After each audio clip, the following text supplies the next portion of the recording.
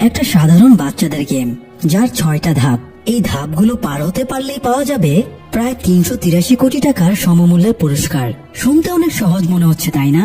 কিন্তু যদি বলা হয় এই গেমে যারা হারবে তাদের জন্য শাস্তি হিসেবে রয়েছে নিশ্চিত মৃত্যু, তবুও কি মানুষ জেনে শুনে এই বাঁচা মরার অদ্ভুত খেলায় যোগ দেবে? মৃত্যুকে হারিয়ে কেউ কি বিপুল পরিমাণ প্রাইজ জিতে নিতে পারবে? জানতে হলে আসুন দেখে আসি নেটফ্লিক্সের অন্যতম আলোচিত সিরিজ স্কুইড গেমের সিজন 1 এর এক্সপ্লেনেশন। সকালবেলা সিয়ং গিহান বসে নাস্তা করছিল। তখন তার মা তাকে কিছু টাকা দিয়ে বলে গিহান যেন আজকে তার মেয়ে গাইয়ংকে কোথাও খেতে নিয়ে যায়। আজ গাইয়ং এর জন্মদিন। গিহান একটা অকর্মক, জুয়ারি, ভাবলেশীন লোক। কোনো কাজই সে ঠিকঠাক ভাবে করতে পারে না। তাই তার বউ তাকে ডিভোর্স দিয়ে অন্য একজনকে বিয়ে করেছে। তাদের মেয়ে গাইয়ংও তার মা এবং সৎ বাবার সাথে থাকে। যাই হোক, গিহানের মা কাজে বেরিয়ে গেলে সে মায়ের লুকিয়ে রাখা ক্রেডিট কার্ডটা চুরি করে নেয়। তারপরে এটিএম বুথে গিয়ে কার্ডের টাকাগুলো তুলে নেয়। সেই টাকা নিয়ে চলে যায় ঘোড়দৌড়ের আস্তানায়। তার জুয়া খেলার খুব নেশা ছিল, তাই ঘোড়দৌড়ে সে টাকা লাগিয়ে দেয়। প্রথমের দিকে হেরে গেলেও শেষ পর্যন্ত সে অনেকগুলো টাকা জিতে নেয়। জেতার আনন্দে টাকা ভাঙানোর সময়ে সে ক্যাশ কাউন্টারের মেয়েটিকে কিছু টাকা টিপসও দিয়ে দেয়। এরপরে ফোনে মেয়ের সাথে কথা বলতে বলতে সে বাইরে আসে। বাইরে এসে দেখে কিছু লোক তার দিকে দৌড়ে আসছে। এই লোকগুলো আসলে তার পাওনাদার। গিহান তাদের দেখে পালানোর জন্য দৌড় দেয়। দৌড়ানোর সময় তার একটা মেয়ের সাথে ধাক্কা লাগে। মেয়েটাকে সরি টরি বলে সে দৌড়ে বাথরুমে ঢুকে পড়ে, কিন্তু পাওনাদার সেখানেও চলে আসে। তারা মেরে গিহানের নাক মুখ ফাটিয়ে দেয়। গিহান বলে তার কাছে অনেক টাকা আছে, সেই টাকা দিয়ে ধার শোধ করতে পারবে। এই বলে সে পকেটে হাত দিয়ে দেখে পকেটটা কাটা, একটা টাকাও পকেটে নেই। তখন গিহান বুঝতে পারে একটু আগে তার যে মেয়েটির সাথে ধাক্কা লেগেছিল সেই টাকাগুলো ঝেড়ে দিয়েছে। গিহান পাওনাদারের কাছে হাত পা ধরে বলে সে সামনের মাসে টাকা শোধ করে দেবে। পাওনাদার একটা বন্ডে গিহানের টিপসই নিয়ে নেয় এবং বলে সামনের মাসে যদি সে টাকা ব্যাক না দেয় তাহলে সে গিহানের একটা কিডনি আর একটা চোখ বিক্রি করে নিজের টাকা আদায় করবে। মারটার খেয়ে গিহান আবারও ক্যাশ কাউন্টারে ফিরে আসে। সে একটু আগে ক্যাশ কাউন্টারের যে মেয়েটিকে টিপস দিয়েছিল সেই টাকাটা আবার ফিরিয়ে নেয়। তারপরে একটা গিফট ম্যানেজ করে মেয়েকে নিয়ে একটা সস্তা রেস্টুরেন্টে খেতে যায়। বাবার আনা গিফটটা দেখে মেয়ে বেশ বিব্রত বোধ করে। আসলে এটা একটা খেলনা পিস্তল ছিল, পিস্তলে আবার লাইটারও ছিল। এটা বাড়ি নিয়ে গেলে মা দেখা মাত্রই বকাবকি শুরু করবে। তাই গিহান মেয়ের জন্য আনা গিফটটা আবার নিজের কাছেই রেখে দেয়। সে মেয়েকে বলে পরবর্তী জন্মদিনে সে অনেক দামি একটা গিফট দেবে। এটা শুনে মেয়ে কিছু একটা বলতে গিয়েও পরে আর বলে না। গিহান ওই ব্যাপারটা খেয়াল করে। যাই হোক, মেয়ের সাথে সুন্দর সময় কাটিয়ে সে তাকে আবার প্রাক্তন স্ত্রীর কাছে পৌঁছে দিয়ে চলে আসে। মেয়েকে রেখে মেট্রো স্টেশনে আসতেই সে সামান্যর জন্য বাড়ি ফেরার ট্রেনটা মিস করে ফেলে। তাই সে স্টেশনের বেঞ্চে বসে পড়ে। তখন তার কাছে একজন লোক আসে এবং তার সাথে একটা গেম খেলার অফার দেয়। গেমটার নাম দাগজি। গেমটা হলো একটা কার্ড মেঝেতে থাকবে, অন্য একটা কার্ড দিয়ে মেঝেতে থাকা কার্ডের উপরে মেরে সেটাকে উল্টাতে হবে। তো যতবার গিহান দাগজিতে জিতবে ততবার তাকে 1 লাখ ওন দেওয়া হবে। আর যদি লোকটা জেতে তাহলে গিহানকে 1 লাখ ওন দেওয়া লাগবে। লোকটা গিহানকে প্রথমে খেলার সুযোগ দেয়, তাই গিহান খেলতে রাজি হয়ে যায়। তার কাছে যেহেতু কোনো টাকা ছিল না তাই সে নিজের লাককে একবার ট্রাই করে দেখতে চাইছিল, কিন্তু তার লাক প্রসন্ন ছিল না। প্রথম রাউন্ডে সে হেরে যায় আর মুখটা কালো করে লোকটাকে বলে তার কাছে দেওয়ার মতো কোনো টাকা নেই। তখন লোকটা বলে তুমি চাইলে টাকাটা ফিজিক্যালিও শোধ দিতে পারো। এই বলে লোকটা গিহানকে একটা চড় মেরে দেয়। তারপরে বলে প্রতি 1 লাখ ওনের বিনিময়ে তাকে একটা চড় খেতে হবে। গিহান এটাতেও রাজি হয়ে যায় এবং আবারও খেলতে চায়। এভাবে কয়েক রাউন্ড খেলে প্রতিবারই সে হারে এবং চড় খায়। অনেকবার চড় খাওয়ার পরে অবশেষে সে একবার কার্ড উল্টাতে পারে, অর্থাৎ সে জিতে যায়। তখন লোকটা তাকে 1 লাখ ওন দিয়ে দেয়। টাকা দেখে গিহানের লোভ লেগে যায়, তাই সে আরো কয়েক রাউন্ড খেলে এবং অনেকগুলো টাকা জিতে নেয়। সে আনন্দে টাকা গুনছিল। তখন লোকটা তাকে বলে গিহান চাইলে তাদের সাথে এরকম কিছু গেম খেলে সে অনেক টাকা কামাতে পারে। এই বলে লোকটা গিহানকে একটা কার্ড দেয় এবং বলে তাদের খুব বেশি স্পট ফাঁকা নেই, তাই আগ্রহী হলে যেন গিহান কার্ডে দেওয়া নম্বরে ফোন করে। যাই হোক, গিহান ফ্রড ভেবে এই ফাঁদে আর পা না দিয়ে বাড়ি ফিরে যায়। বাজার সদাইয়ের জন্য মায়ের হাতেও কিছু টাকা তুলে দেয়। অকর্মক ছেলে এতগুলো টাকা এনেছে, এটা গিহানের মা বিশ্বাসই করতে পারছিল না। তিনি বলেন গাইয়ংকে তার মা আর সৎ বাবা আগামী বছর আমেরিকায় নিয়ে চলে যাচ্ছে। গিহান যদি মেয়ের কাস্টাডি নিজের কাছে রাখতে চায় তাহলে কোর্টে প্রমাণ করতে হবে মেয়েকে লালন পালন করার জন্য তার যথেষ্ট সামর্থ্য আছে। আর এই জন্য তাকে যথেষ্ট পরিমাণে টাকা উপার্জন করতে হবে, তা নাহলে মেয়েকে সে আজীবনের মতো হারিয়ে ফেলবে। মায়ের কথা শুনে এবার গিহান বুঝতে পারে তার মেয়ে তখন এই ব্যাপারটা বলতে গিয়েও বলেনি। সে ভাবে তার মেয়ের জন্য এবার কিছু করা উচিত। সে রাতে অনেক ভেবে মেট্রো স্টেশনে লোকটার দেওয়া কার্ডের নম্বরে ফোন করে এবং জানায় সে খেলায় পার্টিসিপেট করতে চায়। এরপরে গিহান বাইরে এসে অপেক্ষা করে। একটু পরেই একটা গাড়ি এসে গিহানকে গাড়িতে তুলে নেয়। এরপরে গাড়ির ভেতরে একটা গ্যাস ছাড়া হয় এবং গিহান অজ্ঞান হয়ে যায়। গিহানের যখন জ্ঞান ফিরে ততক্ষণে সকাল হয়ে গেছে। তাকে বড় একটা গণরুমে রাখা হয়েছিল। এখানে সে ছাড়াও আরো 455 জন পার্টিসিপেন্ট ছিল। প্রত্যেকের ড্রেস বদলে এখানকার ইউনিফর্ম দেওয়া হয়েছিল আর প্রতিটা ইউনিফর্মে পার্টিসিপেন্ট নম্বর দেওয়া ছিল। গিহান উঠে এসে দেখে একজন বৃদ্ধ লোক এখানে থাকা পার্টিসিপেন্টদের গুনছে। এই বৃদ্ধ লোকটাই এখানকার প্রথম পার্টিসিপেন্ট আর ওনার নাম হলো ও ইলনাম। আর গিহান ছিল এখানকার লাস্ট, অর্থাৎ 456 নম্বর পার্টিসিপেন্ট। গিহান ইলনামকে বলে, কাউন্টিং স্ক্রিনে তো লেখাই আছে এখানে 456 জন পার্টিসিপেন্ট আছে, তবুও সে গুনাগুনি কেন করছে? ইলনাম বলে তার মাথায় একটা টিউমার আছে, তাই সে সবকিছু ভুলে যায়, এই জন্য ডাক্তার তাকে গোনাগুনি করতে বলেছে। গিহান লোকটার সাথে কথা বলছিল, তখন সে শোরগোল দেখতে পায়। জাং ডেউকসু নামের এক বদমাস কাংসে বিয়ক নামের একটা মেয়েকে মারছিল। কাং একসময় ডেউকসু এর গ্যাং এর মেম্বার ছিল, কিন্তু স্বাবলম্বী হবার জন্য কাং ডেউকসু এর গ্যাং থেকে পালিয়ে গিয়েছিল। তো আজ এতদিন পরে তাকে দেখতে পেয়ে এজন্যই ডেউকসু তাকে মারছিল। গিহান এগিয়ে দেখে ডেউকসু যে মেয়েটাকে মারছে সে আসলে ওই মেয়েটাই যে গিহানের পকেট কেটে জুয়ায় জেতা টাকাগুলো চুরি করেছিল। এবার গিহানও ছুটে গিয়ে কাঙের সাথে ঝামেলা পাকিয়ে দেয়। এ সময় কিছু অদ্ভুত ড্রেস পরা লোক বেরিয়ে আসে, তাদের সবার মুখ মাস্ক দিয়ে ঢাকা ছিল। এরাই মূলত এখানকার গার্ড, যারা গেমগুলো সঠিকভাবে পরিচালিত করবে। তাদের মধ্যে একজন গার্ড সবাইকে অ্যালার্ট করে দিয়ে তার কথা শোনার জন্য বলে। পার্টিসিপেন্টদের যেহেতু অজ্ঞান করে এখানে আনা হয়েছিল, তাই অনেকেই গেমের ওপর থেকে ভরসা হারিয়ে ফেলেছিল। গার্ড বলে সে কাউকে এখানে জোর করে তুলে আনেনি, বরং এখানকার সবাই ঋণে ডুবে আছে, তাই এই পথ বেছে নিয়েছে। সে কয়েকজনের ডিটেলসও তুলে ধরে এবং বলে তারা এখানকার প্রত্যেক পার্টিসিপেন্টের ব্যাপারে এ টু জেড সব জানে, তাই কেউ যেন বিশৃঙ্খলা না করে। এরপর সে গেমের কিছু রুলস সবাইকে জানায়, যেমন প্রথমত কোনো খেলোয়াড় খেলা বন্ধ করতে পারবে না, দ্বিতীয়ত কোনো খেলোয়াড় খেলতে অস্বীকৃতি জানালে তাকে বাদ দিয়ে দেওয়া হবে, তৃতীয়ত অধিকাংশের সম্মতির ভিত্তিতে সিদ্ধান্ত গ্রহণ করা হবে। যে কোনো মুহূর্তে যদি অধিকাংশ পার্টিসিপেন্ট খেলা বন্ধ করার পক্ষে থাকে তাহলে খেলা বন্ধ করে দেওয়া হবে। এরপরে গার্ড একটা বিশাল কাচের ভোল্ট দেখিয়ে বলে মোট 6 রাউন্ড খেলা হবে। প্রতিটা রাউন্ডের শেষে এই ভোল্টে টাকা জমা হবে। শেষ পর্যন্ত যে গেম জিতবে সে এই ভোল্টের পরিমাণ টাকা পেয়ে যাবে। এটা শুনে সবাই খেলতে রাজি হয়ে যায়, তাই গার্ডেরা প্রত্যেকের কাছে একটা এগ্রিমেন্ট পেপারে সাইন করিয়ে নেয়। এরপরে তাদের ফটো তুলে নিয়ে গেমের জন্য সব প্রসেসিং শেষ করা হয়। আর এসবই একটা কন্ট্রোল রুমে বসে অন্যরকম পোশাক পরা একজন লোক তদারকি করছিল। এই লোকটার ছদ্মনাম হলো ফ্রন্টম্যান, সেই মূলত এখানকার লিডার। যাই হোক, এরপরে সব পার্টিসিপেন্টদের একটা ফিল্ডে নিয়ে আসা হয়। সেখানে গিহান তার ছোটবেলার বন্ধু সাংকে দেখতে পায়। সাং ছোটবেলা থেকেই অনেক ট্যালেন্টেড, সে অনেক বড় কোম্পানিতে চাকরি করত, তাকে গ্রামের গর্ব বলা হতো, কিন্তু সেও ঋণের দায়ে এখানে এসে যোগ দিয়েছে। এটা গিহানের বিশ্বাসই হচ্ছিল না। সে সাংকে এই ব্যাপারে জিজ্ঞেস করলে সাংও জানায় সে পরে এই ব্যাপারে কথা বলবে। তো এরই মধ্যে গেম শুরুর অ্যানাউন্সমেন্ট শুরু হয়। তারা দূরে একটা গাছের নিচে বিশাল সাইজের একটা রোবোটিক পুতুল দেখতে পায়। অ্যানাউন্সমেন্টে বলা হয় তাদের এবার green light red light game খেলতে হবে। এটা মূলত বাচ্চাদের একটা গেম। গ্রিন লাইট বললে সামনে এগোতে হবে আর রেড লাইট বলা মাত্রই থেমে যেতে হবে। রেড লাইট বলার পরেও যদি কেউ না থামে তাহলে সে হেরে যাবে। তো এখানকার পার্টিসিপেন্টদের 5 মিনিট সময় দেওয়া হয় আর এই 5 মিনিটের ভেতরে তাদের ফিনিশ লাইনে পৌঁছাতে হবে। আর এবারের গেমটা পরিচালনা করবে এই রোবোটিক পুতুলটা। তো টাইমার অন হবার সাথে সাথেই খেলা শুরু হয়ে যায়। পুতুলটা পেছনে ঘুরে গ্রিন লাইট বলতেই সবাই এগোতে শুরু করে। কয়েক সেকেন্ড পরে হঠাৎ পুতুলটা রেড লাইট বলে উঠে পার্টিসিপেন্টদের দিকে ঘুরে তাকায়।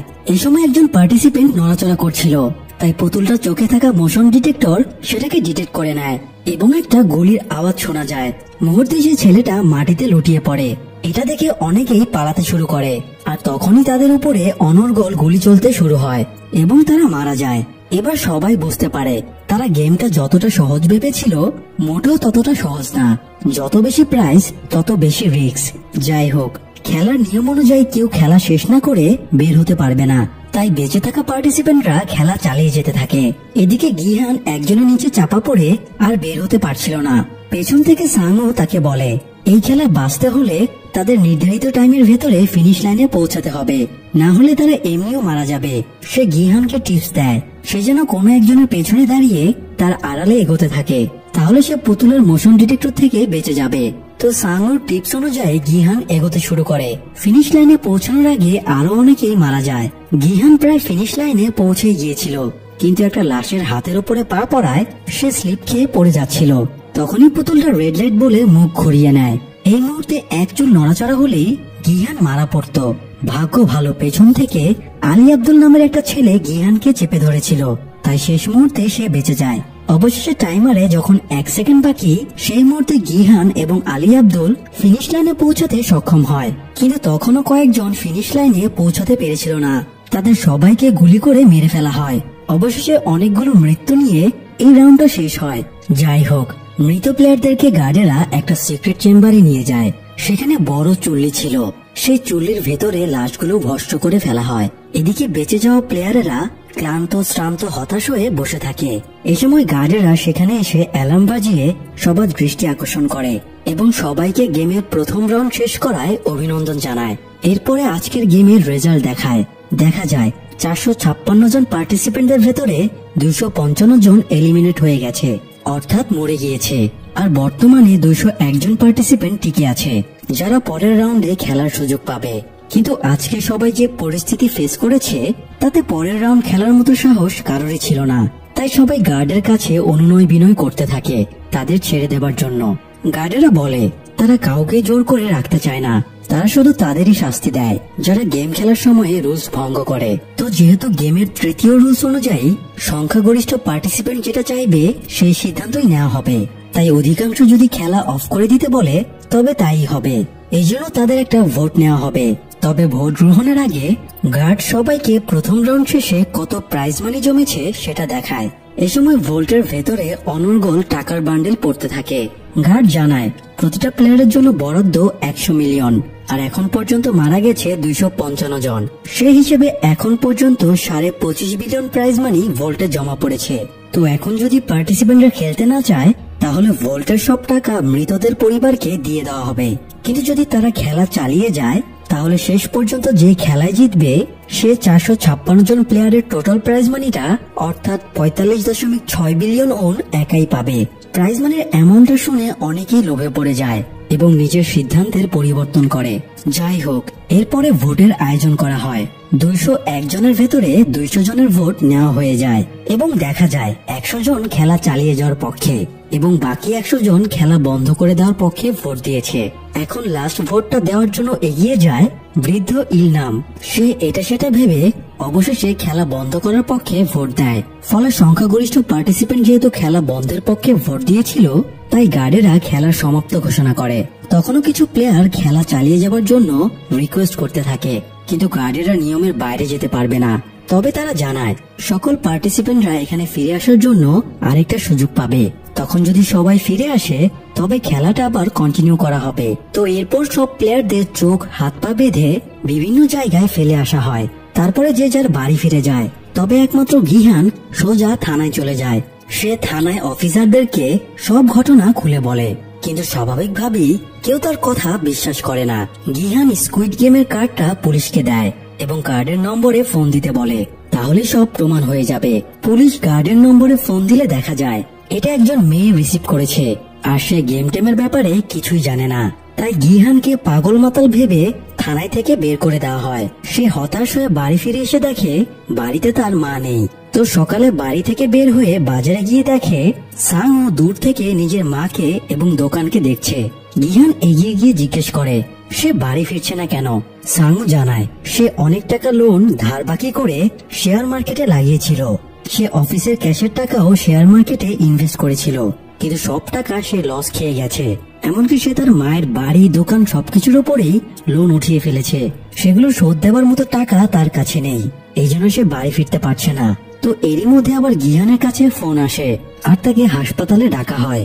সে হাসপাতালে গিয়ে দেখে তার মা শয্যাশয়ী।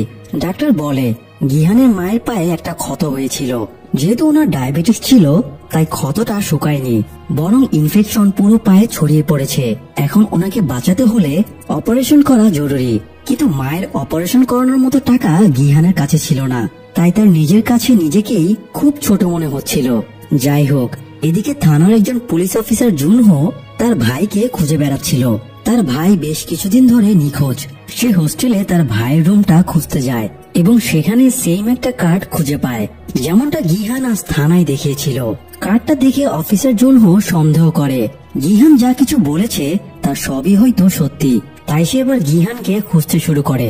অন্যদিকে কাং ফিরে এসে একটা অনাথ আশ্রমে যায়। এখানে সে তার ভাইকে রেখে গিয়েছে। আসলে কাং এবং তার পরিবার উত্তর কোরিয়ার বাসিন্দা। সেখানে কিছু ঝামেলার কারণে সে ভাইকে নিয়ে দক্ষিণ কোরিয়ায় পালিয়ে এসেছে।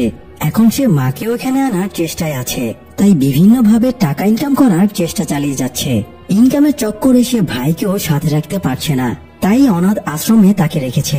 এদিকে গেমের আরেক পার্টিসিপেন্ট আলী আব্বাস একটা কারখানায় চাকরি করত। সে তার বসের কাছে কিছু টাকা পেত, কিন্তু বস তাকে টাকা দিতে চাইছিল না। এই নিয়ে তার বসের সাথে হাতাহাতি শুরু হয়ে যায়। আর এক পর্যায়ে বসের হাত একটা মেশিনের ভেতরে ঢুকে যায় এবং হাতটা থেতলে যায়। এই সুযোগে আলী টাকার একটা প্যাকেট নিয়ে পালিয়ে যায়। তারপর সে বাড়ি ফিরে আসে এবং স্ত্রীকে বলে সে যেন দেশে ফিরে যায়। এখানকার ঝামেলা শেষ করে তারপরে সেও দেশে ফিরে যাবে। এদিকে গিহান টাকা ম্যানেজের চেষ্টা করছিল, কিন্তু কেউই তাকে টাকা দিচ্ছিল না। হতাশ হয়ে সে একটা বারে বসেছিল। হঠাৎ সেখানে তার বৃদ্ধ ইলনামের সাথে দেখা হয়ে যায়। ইলনাম বলে সে আবারও গেমে ফেরত যেতে চায়। সে এমনিও বেশি দিন বাঁচবে না, তাই মরার আগে সে থ্রিলিং কিছু ফিল করতে চায়, জীবনের মানেটাকে বুঝতে চায়। যদিও গিহান তখনও গেমে ফেরত যাবার ব্যাপারে কিছুই ভাবছিল না। সে টাকার জন্য এবার তার প্রাক্তন স্ত্রীর কাছে যায়, কিন্তু সে তাকে দুর্ব্যবহার করে বের করে দেয়। একটু পরে প্রাক্তন স্ত্রীর বর্তমান স্বামী বেরিয়ে এসে গিহানকে টাকা দিয়ে বলে সে যেন আর কখনো তার ফ্যামিলিকে বিরক্ত না করে। এটা শুনে গিহান রেগে যায় এবং লোকটাকে ঘুষি মেরে টাকাগুলো তার মুখের উপরে ছুঁড়ে মারে। এ সময় গিহানের মেয়ে বাইরে বেরিয়ে আসে এবং এই দৃশ্য দেখে ফেলে। গিহান লজ্জায় মাথা নামিয়ে সেখান থেকে চলে আসে। সে হতাশ হয়ে বাড়ি ফিরছিল, তখন অফিসার জুনহো তাকে আটকায় এবং গেমের ব্যাপারে জিজ্ঞেস করে। সেই সাথে সে জানায় গিহানের মতো সেম কার্ড সে তার ভাইয়ের ঘরে পেয়েছে, আর তার ভাই কিছুদিন ধরে মিসিং। তাই ভাইকে খুঁজতে সে গিহানের কাছে হেল্প চায়, কিন্তু গিহান হেল্প করার মতো পরিস্থিতিতে ছিল না। সে জুনহোকে এড়িয়ে চলে যায়। বাড়িতে ঢোকার সময়ে গিহান দেখে তার দরজার ফাঁকে স্কুইড গেমের একটা ইনভাইটেশন কার্ড রাখা আছে। সে কার্ডটা হাতে নিয়ে আবারও গেমে ফেরার সিদ্ধান্ত নেয়। তাই একটা নির্দিষ্ট জায়গাতে গিয়ে দাঁড়ায় এবং একটু পরেই একটা গাড়ি এসে আগের বারের মতোই অজ্ঞান করে তাকে নিয়ে যায়। তবে এই সময় একটা ঘটনা ঘটে যায়। জুনহো গিহানকে ফলো করছিল, তাই স্কুইড গেমের লোকেরা যখন গিহানকে নিয়ে যাচ্ছিল তখন জুনহো তাদেরকেও ফলো করতে শুরু করে। এরপরে গাড়িটা ট্রাফিকে থামলে জুনহো খুব সাবধানে গাড়ির নিচে ঢুকে গাড়ি কোনো পার্টস ধরে ঝুলে থাকে। এরপরে গাড়িটা একটা পোর্টে জাহাজের ভেতরে নিয়ে আসা হয়। সেখানে গিহানের গাড়িটা ছাড়াও আরো অনেক পার্টিসিপেন্টদের গাড়ি ছিল। এই সময় গার্ডেরা বিভিন্ন দিকে বিচ্ছিন্ন হয়ে গেলে জুনহো একজন গার্ডকে অ্যাটাক করে এবং তাকে মেরে ফেলে। তারপরে তার ড্রেস এবং মাস্ক পরে লাশটা পানির ভেতরে ফেলে দেয়। লাশটা ফেলার আগে জুনহো নিজের সার্ভিস আইডি কার্ড গার্ডটার পকেটে ঢুকিয়ে দেয়। এরপরে সে বাকি গার্ডদের সাথে মিশে যায়। মাস্ক থাকার কারণে কেউ সেটা বুঝতেও পারে না। যাই হোক, সবাইকে একটা বিচ্ছিন্ন দ্বীপে নিয়ে আসা হয়। তারপরে স্কুইড গেমের প্লেসে নিয়ে এসে সবার জামা কাপড় বদলে ইউনিফর্ম পরিয়ে দেওয়া হয়। সকালে সবার জ্ঞান ফেরার পরে দেখা যায় 201 জনের ভেতরে 187 জন পার্টিসিপেন্ট ফিরে এসেছে। একটু পরে সবাইকে বেশ ভালো খাবার খেতে দেওয়া হয়। সেদিনের মতো কাউকে কোনো টাস্ক দেওয়া হয় না। রাতে পার্টিসিপেন্টদের ভেতরে হান মিনিউ নামের এক মহিলা সিগারেট খেতে চাইছিল, কিন্তু এখানে নিজেদের সাথে কোনো কিছু রাখা নিষেধ ছিল। তাই সে গোপনাঙ্গের ভেতরে করে একটা কৌটোতে সিগারেট লুকিয়ে রেখেছিল। তাই সে টয়লেটে যাবার বাহানা জুড়ে দেয়। গার্ডেরা বলে এখন রুমের বাইরে যাওয়ার অনুমতি নেই। তবুও মিনিউ জেদ ধরে। তার খুব জোর টয়লেট পেয়েছে, তাকে যেতে না দিলে সে এখানেই টয়লেট করে ফেলবে। উপায় না পেয়ে গার্ডেরা তাকে টয়লেটে যাবার পারমিশন দেয়। মিনিউকে যেতে দেখে কাং বলে সেও টয়লেটে যেতে চায়, তাই গার্ড তাদের টয়লেটে ঢুকতে দিয়ে বাইরে দাঁড়িয়ে থাকে। মিনিও যে টয়লেটে ঢোকে কাংও একই টয়লেটে ঢোকে। তারপরে সে একটা ছুরি বের করে। সে ছুরিটা যেভাবেই হোক গার্ডদের থেকে লুকিয়ে রেখেছিল। কাং ছুরি দিয়ে সিলিং এর করিডোরের একটা ঢাকনা খুলে ফেলে। তারপরে উপরের করিডোরে উঠে যায়। সে করিডোর দিয়ে আস্তে আস্তে এগোনোর সময়ে রান্নাঘরটা দেখতে পায়। গার্ডেরা রান্নাঘরে বিশাল সব পাতিলে চিনি গোলাচ্ছিল। সে এটা দেখার পরে আবারও করিডোর বেয়ে টয়লেটে নেমে আসে। এতক্ষণ ধরে কাংকে মিনিও সাপোর্ট দিচ্ছিল। কাং নেমে আসার পরে তারা টয়লেট থেকে বেরিয়ে আসে এবং স্বাভাবিকভাবে গণরুমে ফিরে যায়। ফিরে আসার পরে মিনিও কাংকে জিজ্ঞেস করে সে কি দেখেছে। কাং জানায় সে চিনি গলাতে দেখেছে, কিন্তু চিনি গলানোর কারণ তারা বুঝতে পারে না। সকালে তাদের সবাইকে নাস্তা দেওয়া হয়, তবে একজন পার্টিসিপেন্টকে নাস্তার পাউরুটির ভেতরে কোনো গার্ড একটা চিরকুট দেয় এবং পরের গেম সম্পর্কে তাকে জানিয়ে দেয়। এই পার্টিসিপেন্ট একজন ডাক্তার ছিল, তার নাম বিয়ঙ্গি। গার্ডের সাথে তার কি সম্পর্ক সেটা আমরা পরে জানতে পারবো। যাই হোক, নাস্তা শেষ হলে সবাইকে দ্বিতীয় গেমের জন্য রেডি হতে বলা হয়। প্লেগ্রাউন্ডে যাবার সময় সাংও কাংকে বলে সে গতরাতে কাংকে মিনিওর সাথে কথা বলতে শুনেছে। তাই সাংও কাংকে জিজ্ঞেস করে সে এক্স্যাক্টলি কি দেখেছে। সে যদি সঠিকভাবে বলতে পারে তাহলে সাংও পরবর্তী গেম সম্পর্কে আন্দাজ করতে পারবে। কাং সাংওকে জানায় সে চিনি গলাতে দেখেছে। সাংও তখন বুঝতে পারে না গার্ডেরা চিনি কেন গলাচ্ছিল। তবে একটু পরেই তাদেরকে প্লেগ্রাউন্ডে আনা হয় এবং তারা দেখতে পায় দেয়ালে 4টা শেপ আঁকা আছে, একটা বৃত্ত, একটা ত্রিভুজ, একটা স্টার এবং একটা ছাতা। এগুলো দেখে সাংওয়ের ছোটবেলার মেলার কথা মনে পড়ে। মেলাতে চিনি গলিয়ে বিভিন্ন ছাঁচের মিঠাই বানানো হতো। সাংও আন্দাজ করে ফেলে পরের গেমটা কি হতে চলেছে।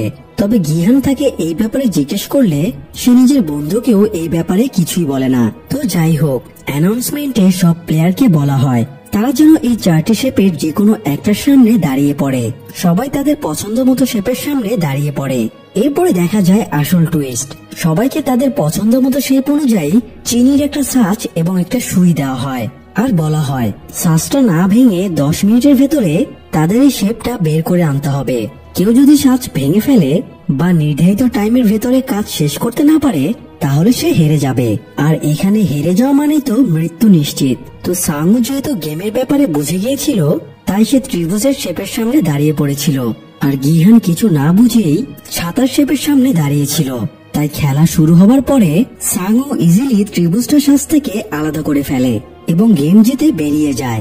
যারা সহজ শেপ পেয়েছিল তারা দ্রুত সেকেন্ড রাউন্ড শেষ করে ফেলে, কিন্তু গিহানের মতো যারা কঠিন শেপ সিলেক্ট করেছিল তারা মহা মুসিবতে পড়ে যায়। শেষ মুহূর্ত পর্যন্ত তারা চেষ্টা করতে থাকে, মাঝখানে অনেকে মরেও যায়। এদিকে সময় শেষ হয়ে আসছিল, তাই গিহান একটা বুদ্ধি খাটায়। সে শ্বাসটা চাটতে শুরু করে, এতে শেপের খাঁজগুলো ভিজে নরম হয়ে আসে। তার দেখা দেখি আরো অনেকেই নিজেদের শ্বাস চাটতে শুরু করে, আর একদম শেষ মুহূর্তে গিহান সহ অনেকেই নিজেদের শেপটা শ্বাস থেকে বের করে আনতে সক্ষম হয়। এরপরে তাদের প্লেগ্রাউন্ডের বাইরে পাঠিয়ে দেওয়া হয়। এরই মধ্যে আবার একটা অঘটন ঘটে যায়। একজন হেরে যাওয়া প্লেয়ার একটা গার্ডকে সুই দিয়ে আঘাত করে এবং আরেকজন গার্ডের পিস্তল কেড়ে নিয়ে তাকে হোস্টেজ বানিয়ে নেয়। লোকটা গার্ডকে নির্দেশ দেয় তার মাস্কটা খুলে ফেলার জন্য। মাস্ক খোলার পরে দেখা যায় গার্ডটা একেবারে টিনেজ বয়সী। লোকটা এরকম বাচ্চা একটা ছেলেকে বিবেকবোধের কারণে মারতে পারে না, তাই নিজেই নিজের মাথায় গুলি চালিয়ে সুইসাইড করে নেয়। এ সময় ভেতর থেকে ফ্রন্টম্যান বেরিয়ে আসে এবং মাস্ক খোলা গার্ডকে গুলি করে মেরে ফেলে। তারপরে বলে এখানে যদি কোনো গার্ডের পরিচয় কেউ জেনে যায় তাহলে তার মৃত্যু নিশ্চিত। এই বলে সে বাকি গার্ডদেরও সাবধান করে দেয়। যাই হোক, সবাই রুমে ফিরে আসার পরে সেকেন্ড রাউন্ডের রেজাল্ট জানানো হয়। এই রাউন্ডে 187 জনের ভেতরে 79 জন মারা গিয়েছে, মানে এলিমিনেটেড হয়ে গেছে। তাই তাদের ভাগের টাকাগুলো ভোল্টে জমা হয়ে যায়। ভোল্টের টাকা বাড়তে দেখে অনেকেরই মুখে হাসি ফুটে ওঠে। তো কিছুক্ষণ পরে সবাইকে খাবার দেওয়া হয়। আজকের ডিনারে জাস্ট একটা সিদ্ধ ডিম আর 1 বোতল বিয়ার দেওয়া হয়। তাই ডেক্সু আর তার গ্রুপ 2 বার করে খাবার নেয়। ফলে লাস্টে দেখা যায় 5 জন মানুষ আর খাবার পায় না। এখানে সবার জন্য সমান পরিমাণ খাবার বরাদ্দ থাকে। ডেক্সু গ্রুপ যেহেতু 2 বার খাবার নিয়েছে তাই লাস্টের 5 জনের ভাগে আর খাবার জোটে না। এই 5 জনের একজন রেগে গিয়ে ডেক্সুর কাছ থেকে খাবার কেড়ে নিতে গেলে ডেক্সু তাকে মারতে মারতে একদম মেরেই ফেলে। এসব দেখে গিহান গার্ডদের কাছে নালিশ করে, কিন্তু গার্ডেরা নির্বাক হয়ে দাঁড়িয়ে থাকে। তারা কোনো রকম প্রতিহত করে না। একটু পরে দেখা যায় মৃত প্লেয়ারটার ভাগের টাকাও ভোল্টে জমা হয়। এটা দেখার পরে সব পার্টিসিপেন্টদের ধারণা হয় এখানে কেউ মরে যাওয়া মানেই তাদের লাভ, তাই কেউ কেউ এই সুযোগের ফায়দা লোটার প্ল্যান করে আর কেউ কেউ সতর্ক হয়ে যায়। এদিকে ডাক্তার বিয়ঙ্গি কিন্তু পার্টিসিপেন্টদের সাথে ছিল না। আসলে এখানে একদল গার্ড মৃত প্লেয়ারদের শরীর থেকে অর্গান বের করে সেগুলো ব্ল্যাক মার্কেটে বিক্রি করে দিত, আর এই অর্গানগুলো বিয়ঙ্গি বের করে দিত। এজন্যই গার্ডেরা তাকে বিভিন্ন ভাবে চিরকুট